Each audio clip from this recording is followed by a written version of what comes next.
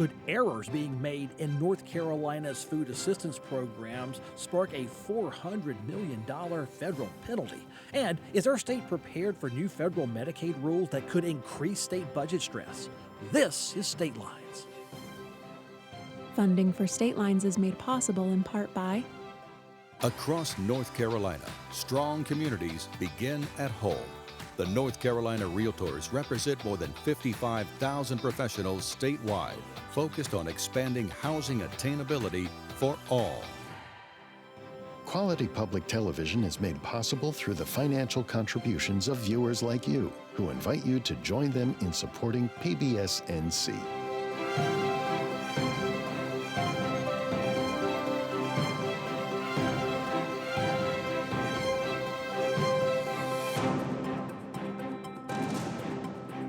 Welcome back to State Lines. I'm Kelly McCullen. Joining me for this week's analysis of all the top state issues, Mitch Kokai of the Locke Foundation. Hello, Mitch. Hello. Kimberly Reynolds, Maven Strategies, is here, as is Dan Forrest of NC Capital Strategies, and Dawn Vaughan of the News and Observer.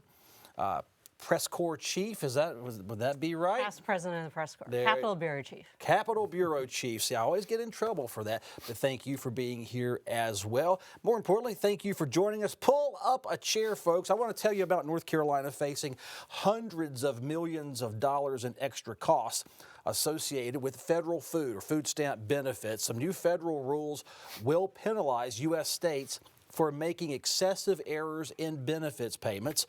North Carolina's near 11% error rate could result in a 15% federal funding cut. That's about $450 million, Mitch, in state money that would need to be found. 20 other states have error rates this high, face the same penalty, but there are 8 states out there below 6% in error rate, and they get 100% federal funding. How about that for accountability? Yeah, certainly. This is part of course, the so-called One Big Beautiful Bill that came out from Congress last year that President Trump had supported. And the idea was to add some more accountability to these programs that cost billions of dollars across the country. And there are several pieces of this that are now getting North Carolina officials scrambling. They learned a lot about it this week. Some things like having to do some more work requirements, and they're going to need to add some staffing to pay for that, to enforce the work requirements. There are different levels of who's going to qualify for these different types of benefits now. And then the thing that you were alluding to that I think was probably news to most people was the high error rate in dealing with these food benefits. And North Carolina, the report showed that the rate was over 10%, but then the official who talked about it said, well, it's actually improved. It's now only 7%. Okay, so 7% yeah, now? So, okay, yeah, okay, it had been 10, it was down to 7%, which is good, which is improvement, and which would help North Carolina not have to pay as much. But still, this is something that's going to be that North Carolina is going to have to deal with that they hadn't been expecting before this bill was passed in Congress. How could they not have expected it, Kimberly? This is Republicans doing Republican policies at a federal level, affecting Republican policies at the state level. Well, I think they had a relationship where these things weren't in place before. There is an agreement where the federal government pays 100% of the benefit, but they split the administrative costs, so they weren't anticipating this. So you do see sort of this tweak and manipulation of the formula that all of a sudden shifts the burden quietly to the states, and therefore if cuts to the program have to come, it's the state's fault that the program got cut and not the federal government. But I think it's most important to realize this burden, there are 1.4 million people that get the SNAP benefit. 500,000 of them are children. I think it's 150,000 of them are over the age of 65. And it's these rural counties who are already struggling, who can't find gaps in their budget to fill these gaps at the county level.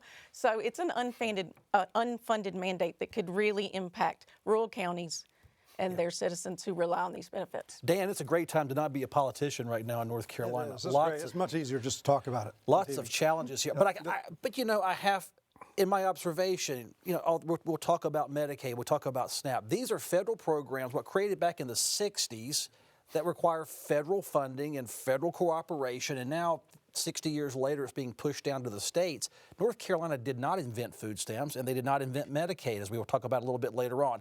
If you're a state conservative budget writer, What do you do with these unfunded mandates handed down from Congress, from your congressional district? Well, in this economic time when the budget's a challenge anyway and money's tighter, you go, uh-oh, and you try to figure out where it's going to come from. They always figure it out in the end, and they will this time too. But when you have the federal government, who all along has said it's 100%, I mean, SNAP was funded 100% by the feds, and now all of a sudden we're, saying very quickly, by the way, because of the big beautiful bill, very quickly we're going to move and we're going to add this level of accountability through the error rate process. And this isn't fraud, by the way. Fraud's a separate category from error rate. But because of that, this is going to put a massive burden on the state of North Carolina. Now, the goal would be to reduce that. We don't want, first of all, we don't want 12.5% of our population to be on the SNAP program. But food prices are through the roof, and we all know that. Everybody's feeling the pain at the grocery store for food. And at the same time, we're talking about an economic engine for rural North Carolina, where some of these grocery stores get 35, 50% of their revenue from SNAP, and these grocery stores would go away if the program wasn't there. So the state's going to have to figure out how to fill this gap that exists or get that error rate down below 6%.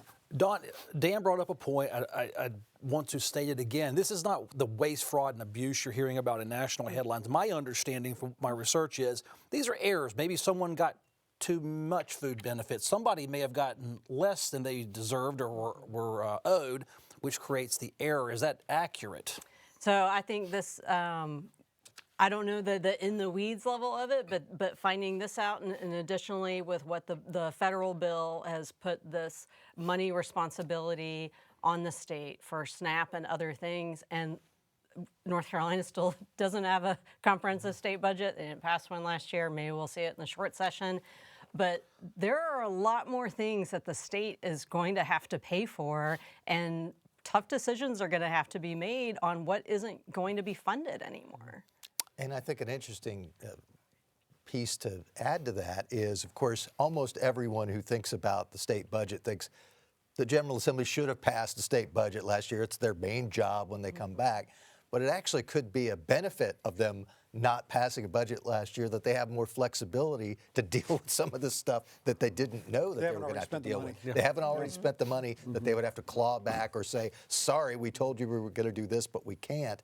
So I think we all would say they still should have passed a budget, but perhaps an unintended positive benefit of them not finishing a budget will be that they will have more flexibility to deal with this now. Do you think more pressure? Do you think certainly more? Do you think the state can get that error rate down below 6% and recapture that 15% that could have theoretically been removed? I know it's going to be lower than that if it's only a 7% rate. Confusing ratio here, but the higher your errors, the more the feds are going to withhold. Can they get there, you think?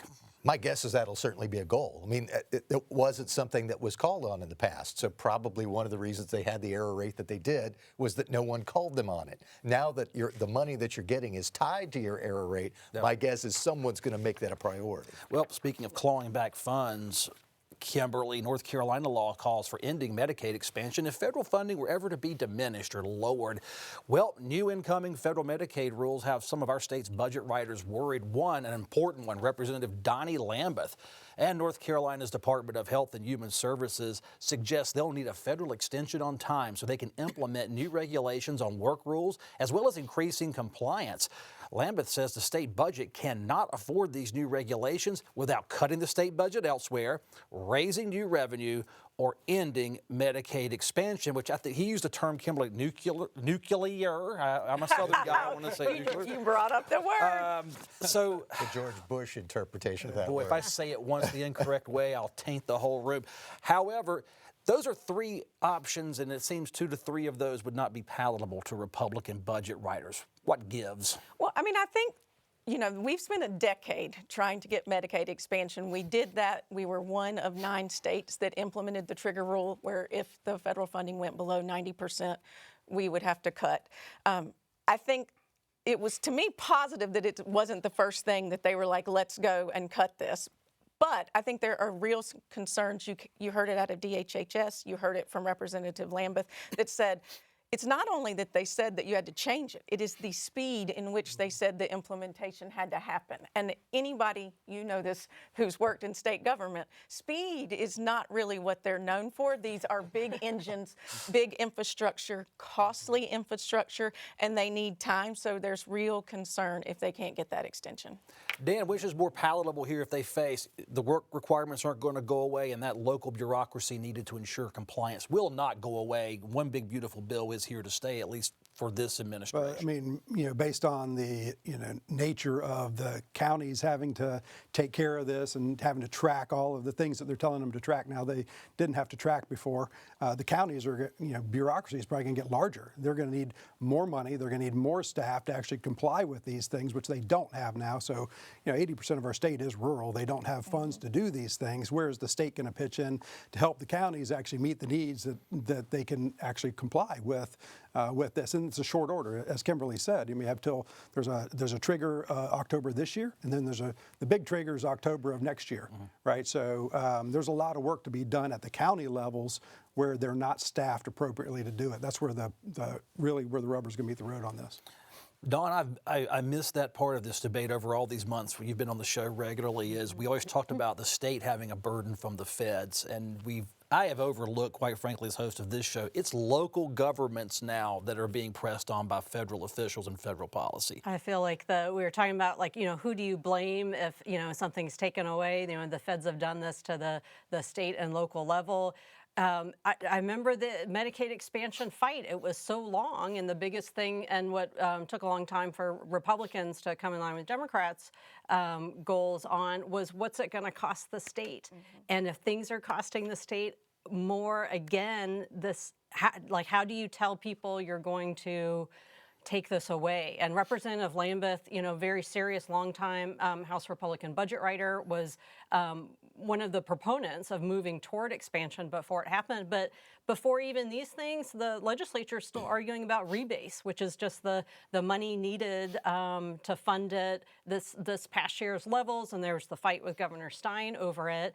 And talking about administrative costs, that's one thing that Senate Leader Phil Berger has pointed out, is how much the DHHS has even spent at the state level on administrative costs with Medicaid. So I think we're going to see the same type of thing where we were talking about SNAP, about these pressures at the state and local level, and the money's got to come from somewhere, or it's just going to be less money. And it's really harmful to vulnerable communities, which are a lot of them are in these rural communities. You're saying 80 counties are rural counties. They don't have the tax base to make this up. You can't just raise property taxes. You can't pass a referendum. They don't have the money, and so you're just going to have a bad decision after bad decision. Well, did not Dave Bullock tee this up with his report on there's $1 billion in open job salaries in the state government, and some of these jobs are years vacant, and that, while he's not judging whether it needs to be, I think everyone understands what is being suggested here. Is there enough gold in that pot to offset this and make it easy for Republicans this spring? It's not going to make it easy for Republicans. They may be able to, on the margins, take some money that's in salaries and use it for other things, but I think one of the issues that's involved here with this Medicaid thing is, if you remember, when the Republicans took over the General Assembly in 2011, one of the issues that the Democrats had been struggling with for several years, and Republicans did in the first couple of years that they were in office, was the fact that Medicaid, for year in and year out, was not only growing exponentially, but no one was able to predict how much. I mean, you couldn't just say, it's probably going to grow 10%. You didn't know. They finally got a handle on it, and then after this long debate about Medicaid expansion, finally decided, okay, we're going to do expansion because the feds are going to cover it. And now all of a sudden, the feds aren't covering it anymore, and so there's a big heaping problem right in front of them of how to deal with this, because even groups like mine that told them for years and years, don't do Medicaid expansion, none of us expected that if they ever did it, that they would then go back and take it away. And so immediately. Yeah. And the Republicans in the state told it won't be a problem at all for anyone. That's what the congressman told Phil Berger, Destin Hall. Well, we're here, we'll deal with it, won't we, as a state and as taxpayers? Well, and one of the people who this has got to be very interesting for is our former speaker, Tim Moore, who was part of the whole operation of getting this Medicaid expansion, then went to Congress and was part of the effort to make the state pay for it. You're right about that. The State Board of Elections denied requests to hold early voting and Sunday voting site in 12 North Carolina counties. The way it works is if local election boards can't unanimously agree on certain decisions, the state board gets to step in and decide. It certainly did that with the Republican majority, Dan, rejecting early voting sites at Elon University, UNC Greensboro, North Carolina A&T, and Western Carolina. Now, the counties Columbus, Green, Wayne, Harnett, Brunswick, and Craven had some Sunday voting requests. Those were all denied. And Brunswick and Craven counties did not have Sunday voting in the last similar election to what's upcoming, the 2022 midterm elections. I can't tell how much of this is voter suppression versus let's put a request in. We know we're not going to get what we're asking for, and let's make a headline out of it.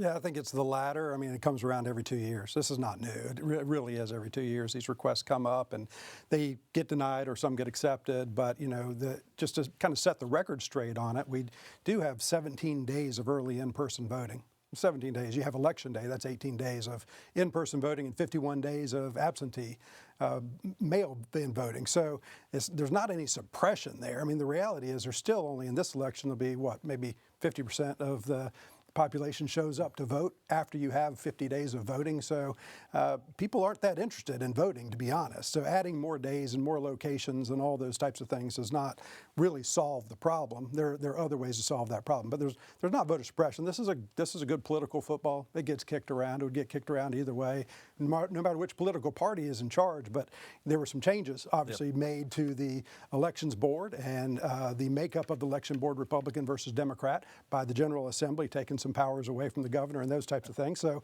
it creates a little bit more of a news story now. Don, is this a statewide news story? It's a bureaucratic request, and it goes through just as Dan was saying. But it does ring the chimes because people like to vote, and voting's more important than ever these days. People have argued over, voting times for. I've covered state government for I think 7 years now. It's before I was even covering state government. That I don't think it's going to go away. It's always going to be an issue. And if you look at the data on who votes when, I think there's obviously political strategy depending on the makeup of the majority of a board as far as like what encourages some people to get out and vote, and maybe a potential hurdle if it's already been in place and you took it away, especially with weekend voting. A lot of people are at work all day, Monday through Friday, and if your time to vote, if you want to early vote on Sunday or whatever is convenient for you. But I do feel like that there is more voting that I remember when I first became a voter as far as like the options, and it's very in the weeds. And a lot of what we do, my colleague Kyle Ingram at the NNO, as far as just telling people that there's a lot of differences within the counties and the knowing what your polling place is for early voting and election day voting. And as political reporters, it's almost like you need like the spreadsheet to figure out how everything goes, much less the average voter just wanting to know, here are just like the basic expectations you can have as far as going to vote. And then of course, hopefully researching the candidates before you decide. Mitch, the only site I think that has history going back to 2022 in terms of a early voting site would be Western Carolina University, and that will not be held this time. It's worth a mention, but voter turnout is rising no matter what they seem to do with early voting. People want to participate. One of the interesting things about this to me is this of course, was decided at a State Board of Elections meeting, and there were a number of college students who showed up to complain about them not having the voting site. And my first thought was, well, you were able to drive to Raleigh to complain about this, but you can't drive the 1.5 miles to the polling site that's yeah, Kimberly. The important things to know about this are we have 100 counties. In 88 of the counties, the Republicans and the Democrats agreed completely on what their early voting site should be.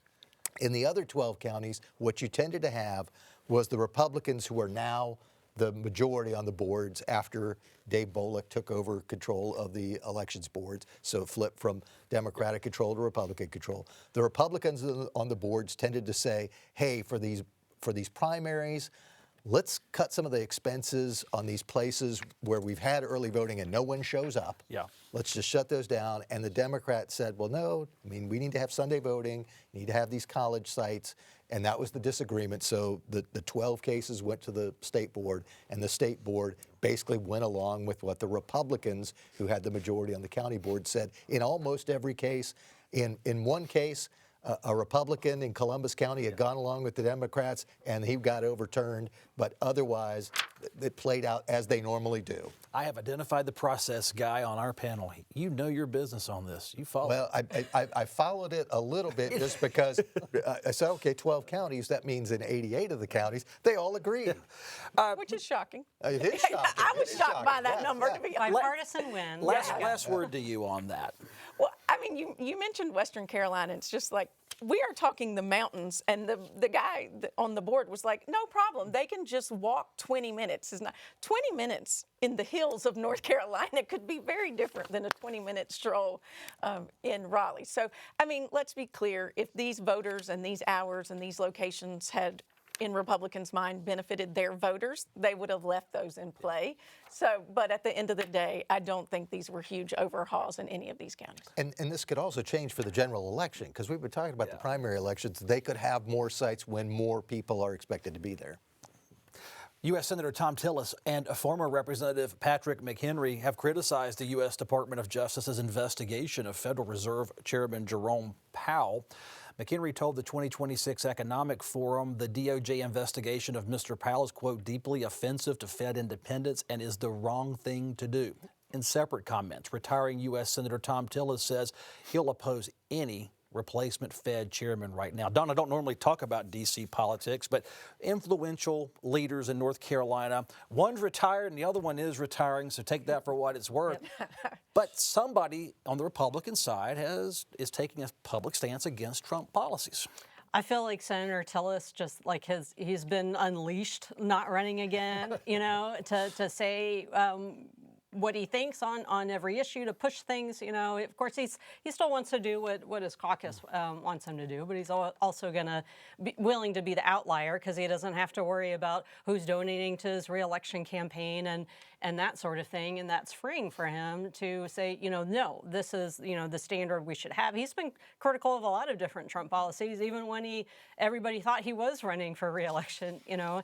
And McHenry's, you know, the same thing, that he has this opportunity to speak more freely, and they're both worth listening to. They've both spent a lot of time serving North Carolina, and they're, you know, pretty strong on Trump targeting Powell. Dan, you're no longer in office, of course, but is there a pressure there to follow that party line? Are you less of a Republican if you disagree with a Republican There is in candidate? D.C. Oh, yeah, definitely in D.C. I mean, you really need to follow the line. Now, but again, like as Dawn said, here's a retired member of Congress and a retiring member of Congress. So it's, again, not really a news story that Republicans are turning against Trump. These guys were not big Trumpites to begin with. The story really is the underlying story of what's going on with the Fed and Powell and where the argument came from. You know, Trump used the $2.5 billion renovation project of the Fed board headquarters that's now $600 million over budget to say, hey, he can't even run his own project. How can he run the financial economy of our country? So that's kind of where that stink came from, you know, related to that issue alone. But Trump's caught between a real rock and a hard place right now. He needs a Fed chairman that's going to really push to reduce interest rates because he's got a midterm election coming up that there's probably no way that there's going to be any Republican success in this midterm, but if he can drive down interest rates and get the economy going a little bit, it's going to help a whole lot. So he's going to keep pushing on it. Kimberly, the left, the right does this too. You lower those interest rates when you're already at 2.7% inflation. Inflation goes up when you lower interest rates and spur economic activity. If you raise interest rates, of course, the economy slows down, they say.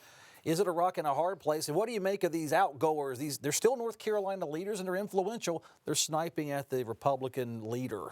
I think it's what they should do. I mean, I think people fight about a lot of policies, but this one seems to be taking it to the next level. I think alarm bells are going off everywhere. You've seen the Treasury Secretary come out against it and say it's a mess.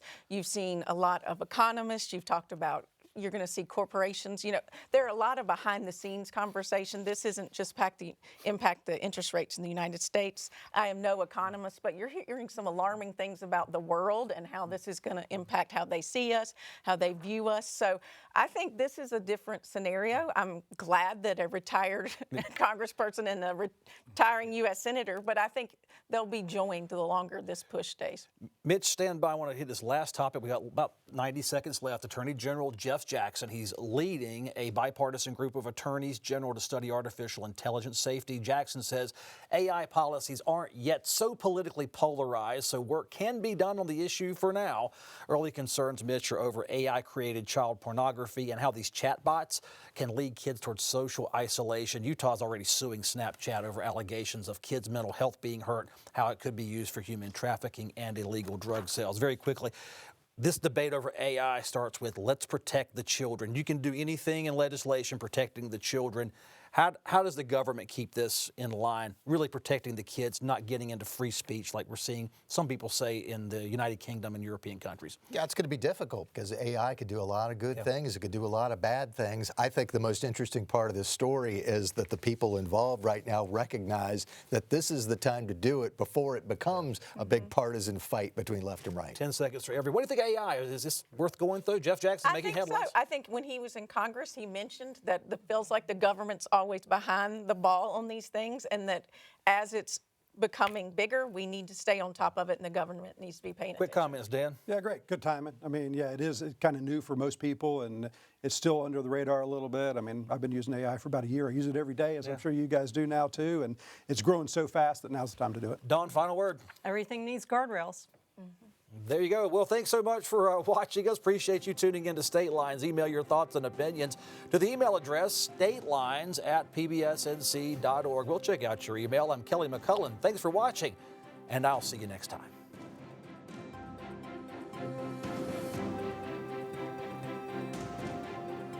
Funding for State Lines is made possible in part by Across North Carolina, strong communities begin at home.